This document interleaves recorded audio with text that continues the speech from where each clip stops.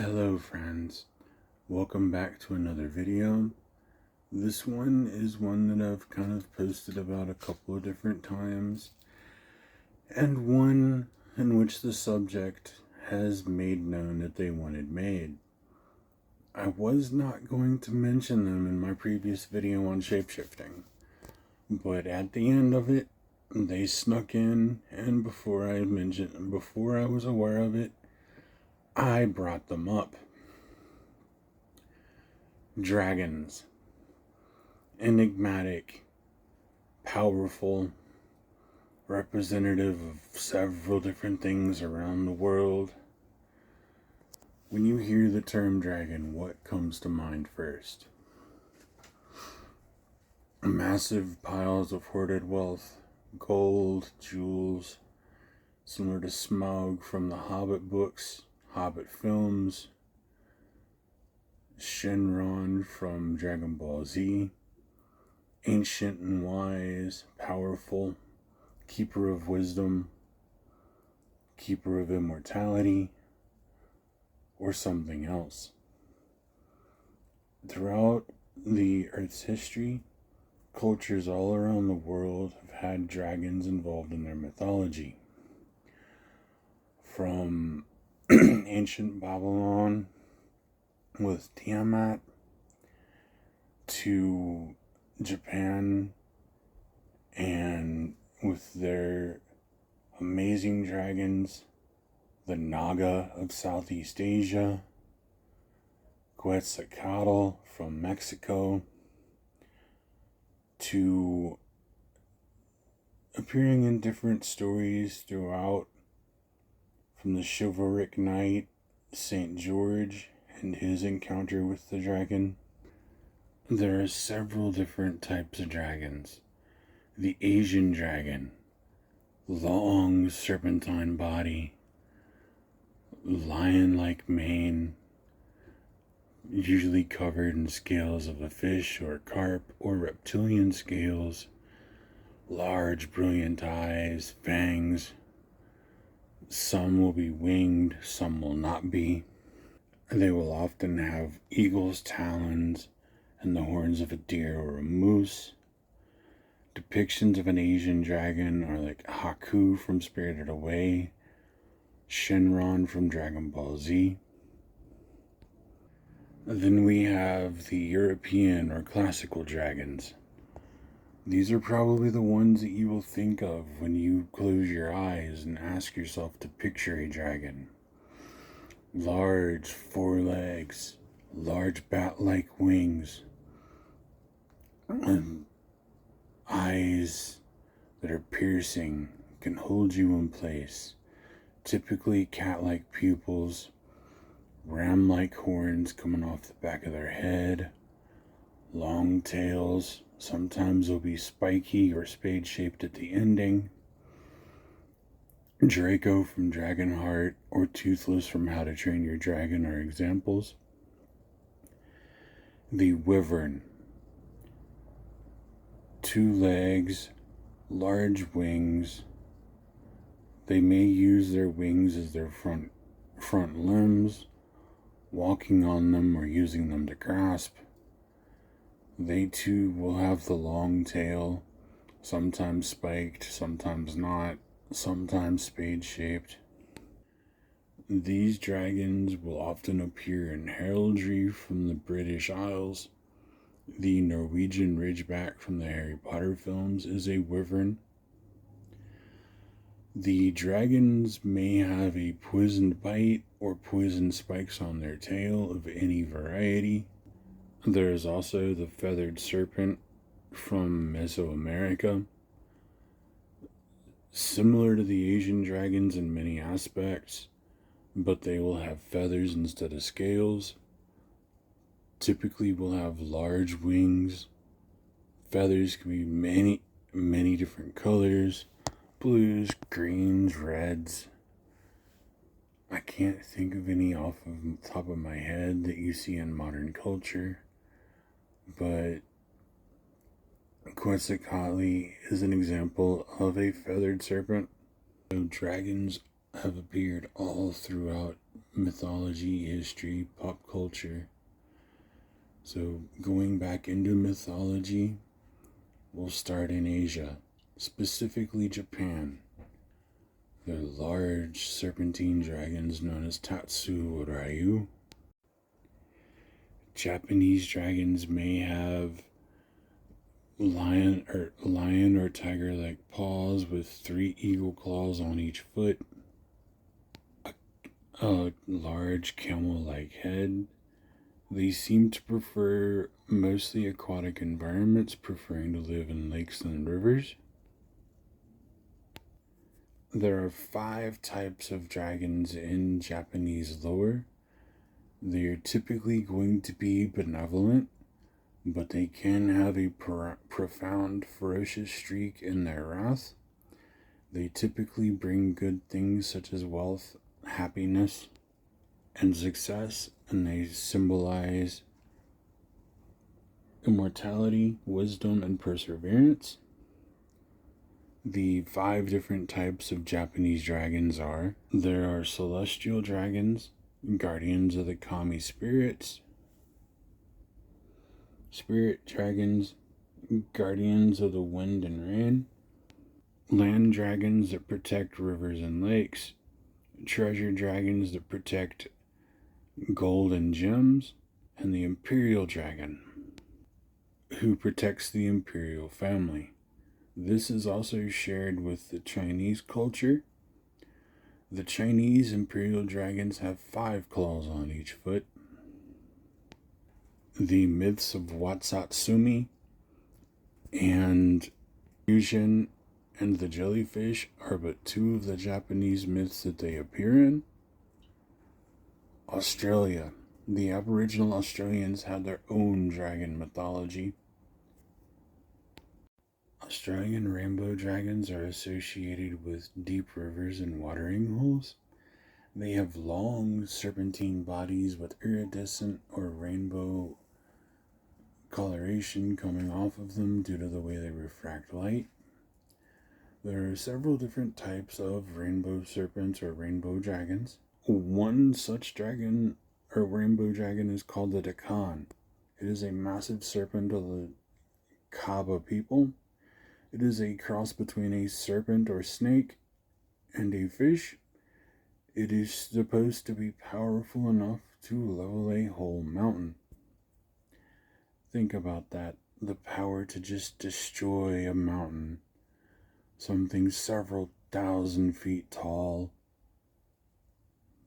probably miles wide in the cross section, to just destroy that on a whim.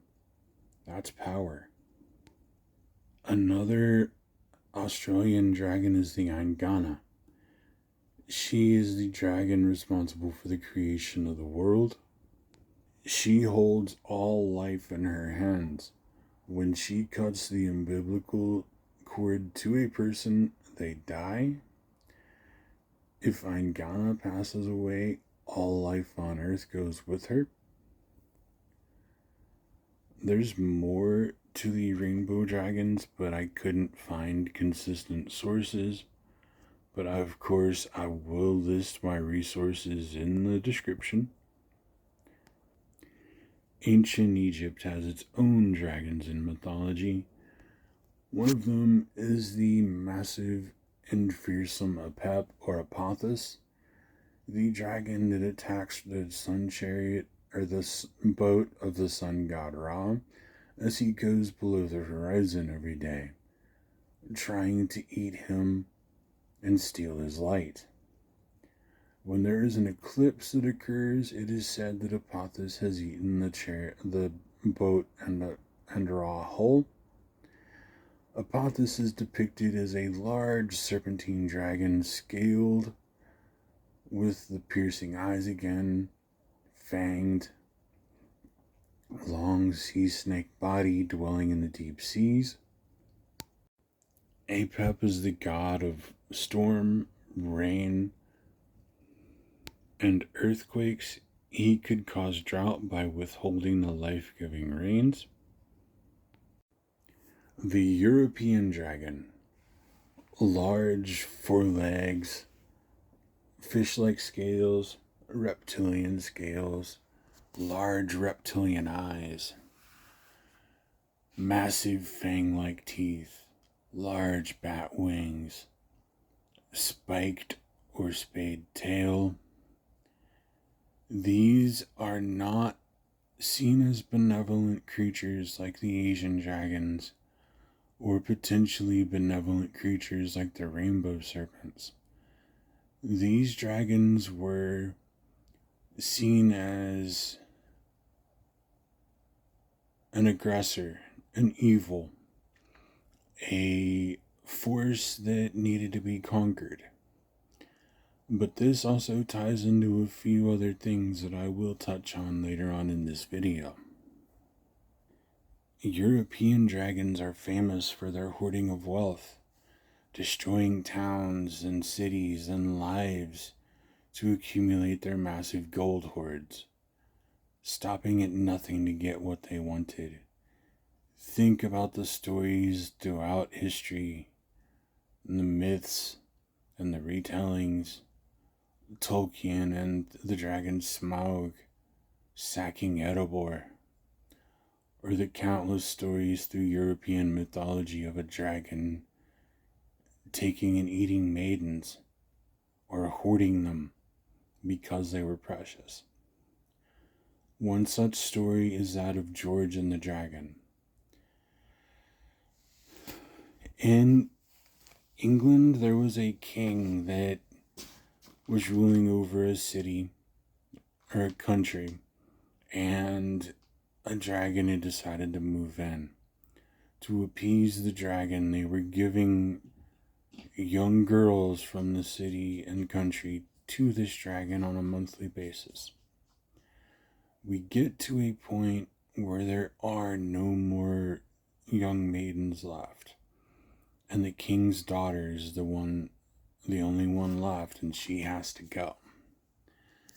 They deliver her to the Dragon's Hill, and they leave her there, leaving her to die, leaving her as an offering and a sacrifice. A young knight named George just happens to be riding through the area. He comes upon this scene, a large dragon about to devour the maiden whole, or to whisk her back to his cave, his hoard. George is not sure which, but he draws sword and charges, fighting with the dragon. Round after round, strike after strike. Eventually, George gets the upper hand. He kills and beheads the dragon. He takes the princess and the dragon's head back to the king. For this act, George is granted royal favor, which means that he gets to marry the princess and is set up pretty nicely. He is given sainthood after his passing, and he becomes the patron saint of England, and the nation state of Georgia in Eastern Europe is named after him. So we've touched on Asia, Australia, Africa, and Europe.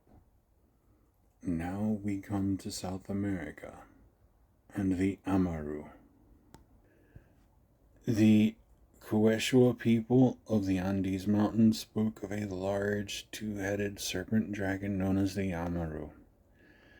The Amaru represented a connection between the land, the sky, and the underworld. It possessed great wisdom. The Amaru had a long, slender body, two heads left and right, and large bat-like wings, and was seen as something of a deity for the Amaru people. Moving up into Mexico. This one is probably one of the most well-known dragons, at least in the United States. Teotihuacan, the feathered serpent, Quetzalcoatl, the feathered serpent of Teotihuacan. He was seen as one of the three main gods of the tribe, associated with rains and the harvest. He was associated with the storm god Tlaloc. When the Toltec culture took over Teotihuacan, Quetzalcoatl evolved, becoming associated with war and human sacrifice. He also had associations with the celestial body. He was associated with the morning sky and the evening star. In the Aztec culture, he also had an association with the priestly class. The Cherokee people of the southeastern United States had a dragon that they called the Yoktena. The Yoktena is a winged serpent with a crystal gem in its head called the Ulansuti. If you found a Ulansuti, you had put in your possession a gem of massive power, and if you could figure out how to use it, you could do just about anything you wanted. In Cherokee lore, the first Yoktena, or Uktena, was a Cherokee man that failed to kill the sun. He was turned into the serpent dragon as punishment. Dragons have developed spiritual associations over time, being great holders of wisdom and knowledge, of skills that we may have forgotten.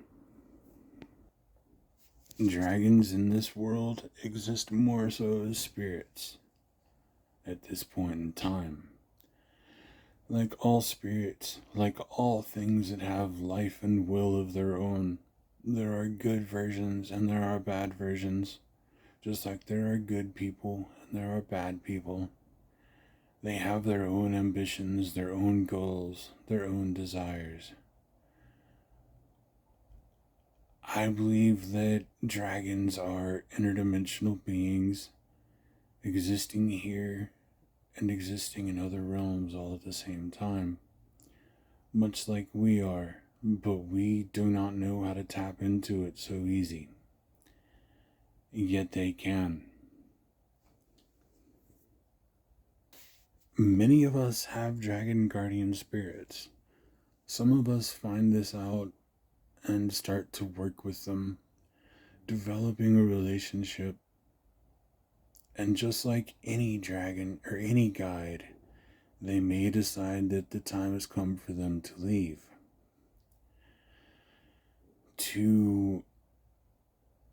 And on one of my posts that I made about this video, somebody asked me, like, how do you get in contact with a guide that may have left you? Well, the easiest way to do this is to sit in a meditation. Maybe you've established a way to contact that guide in the past. And if you have not, maybe it is a great idea to establish a way to contact your guides, to call them back to you so that you can communicate.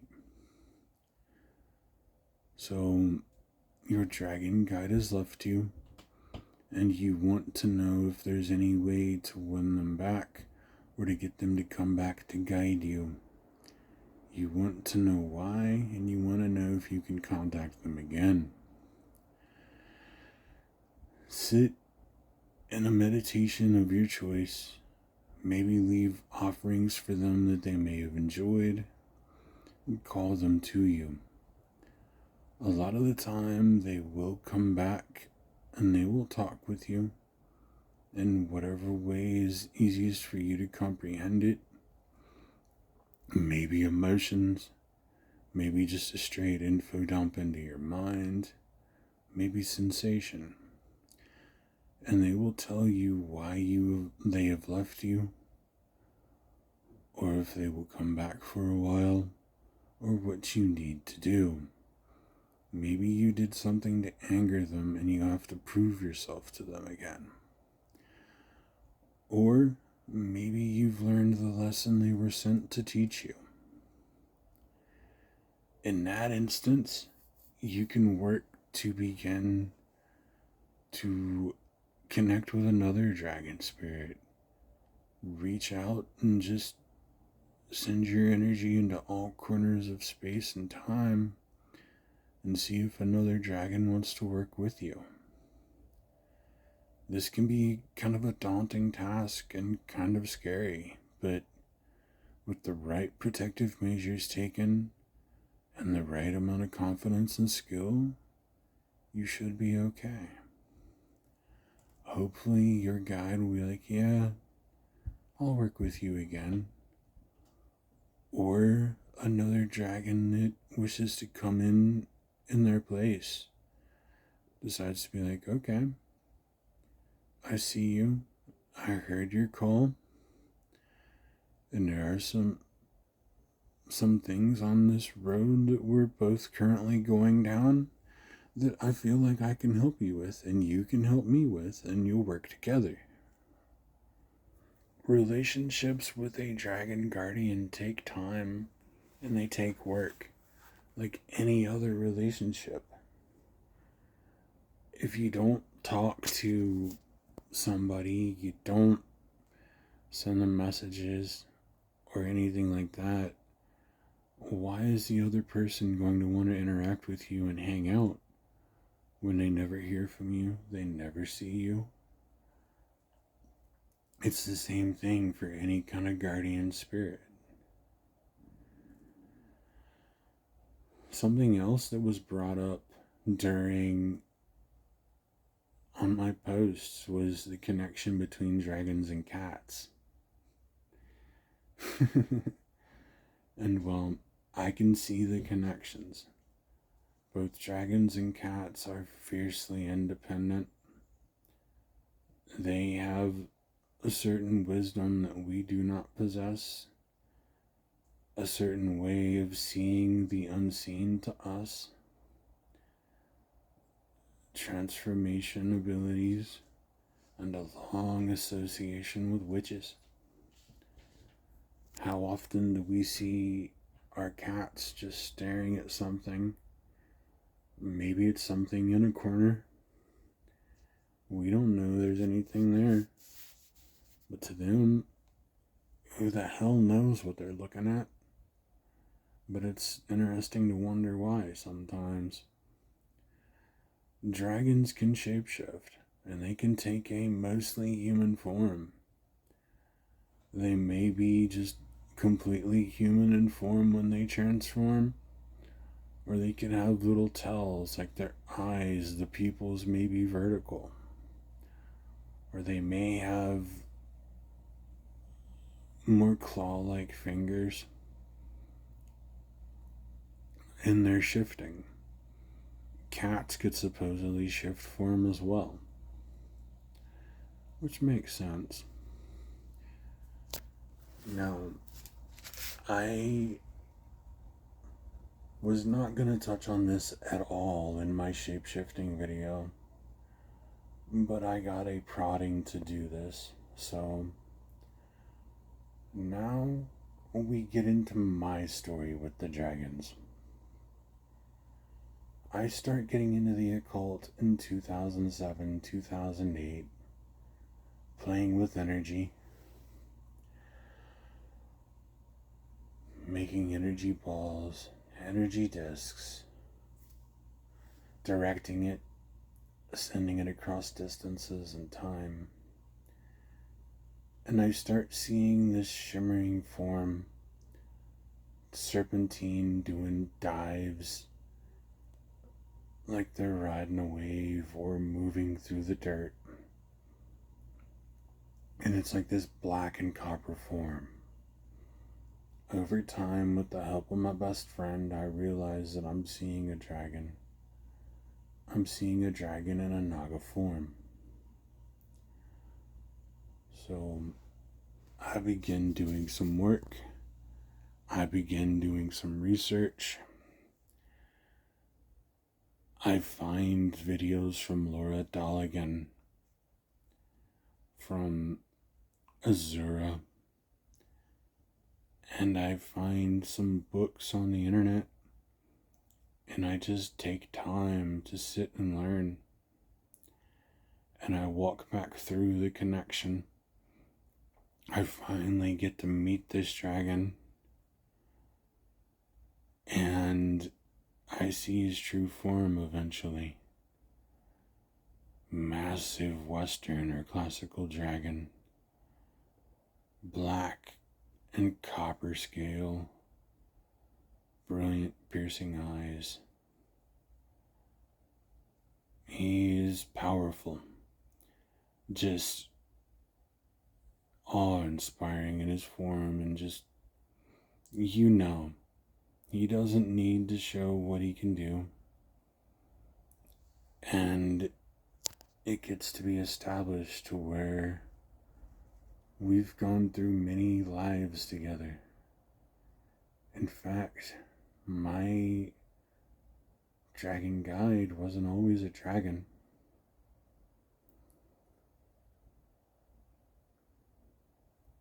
Going back into ancient times, a little boy standing in the dirt road with olive trees to the left of him, olive trees to the right of him, waiting on his father to come home. He sees his father coming, and being a little boy, he runs to him, jumping up into his arms, welcoming him home. His father's been away. He's been doing political things in the city.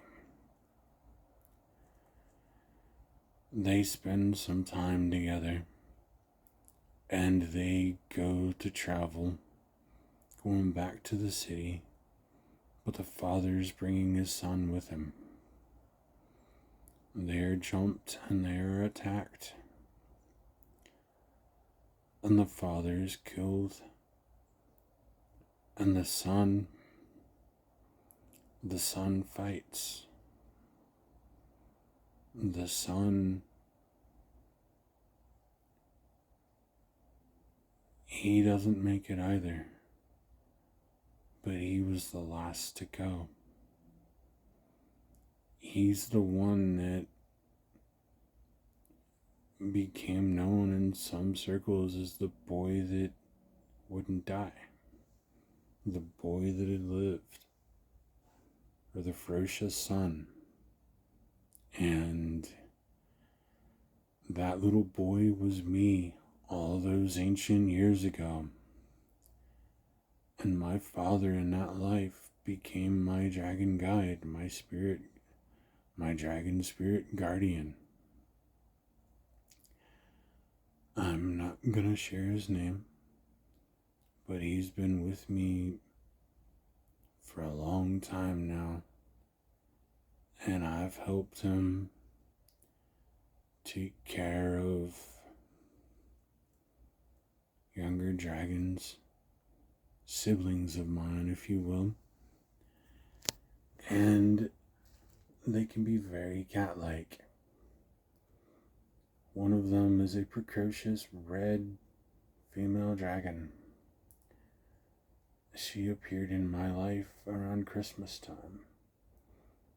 She loved to climb up into the Christmas tree, and jump out of it, trying to ambush or pounce, or just randomly swat at you as you passed. Tell me that isn't cat-like.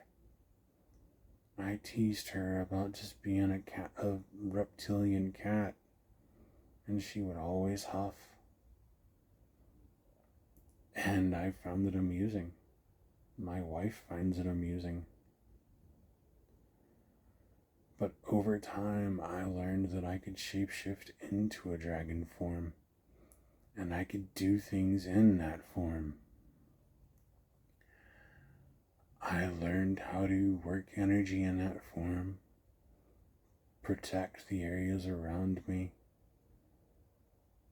to lay boundaries for other people.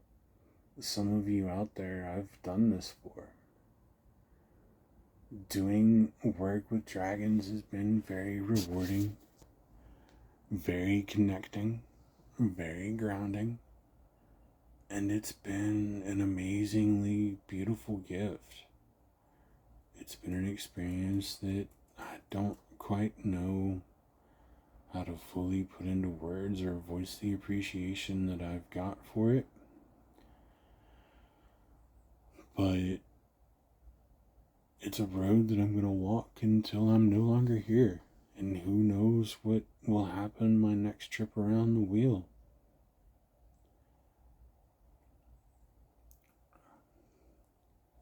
So before we close, I do want to kind of bring one last point up. The Western dragon, the European dragons. Dragons represent the primal forces of nature.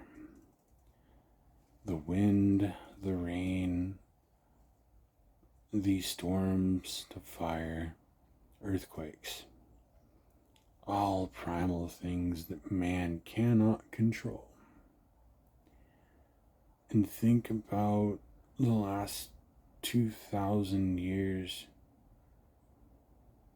the last 6,000 years really.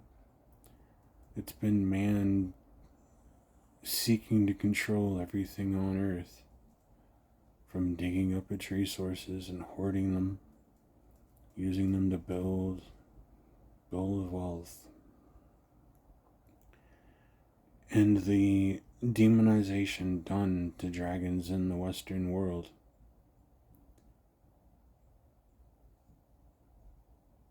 It's because man cannot control dragons. Man cannot really control nature. Man has demonized what it does not understand, what it fears. And think about the way the cultures have shifted, the way we view the world, the way we seek mastery and control. We cannot control a dragon. We cannot control nature. So of course we're going to demonize it. I mean, demons are another thing that we've painted with the brush of evil. Some of them, yeah, maybe it's deserved. Some of them it's not.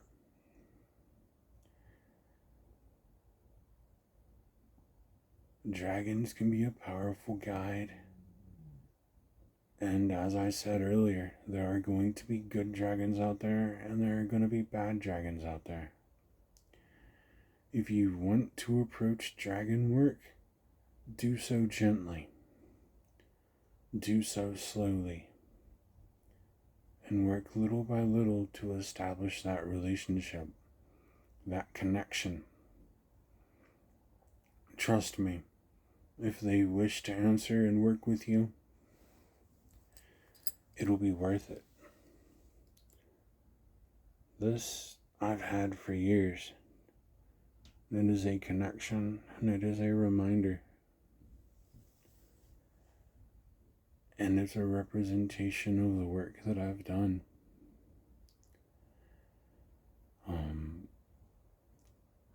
Thank you all for watching. If you have any comments or questions, feel free to leave them. And like this video. I will definitely try to answer every question you may have. Thank you for watching, and have a great rest of your day.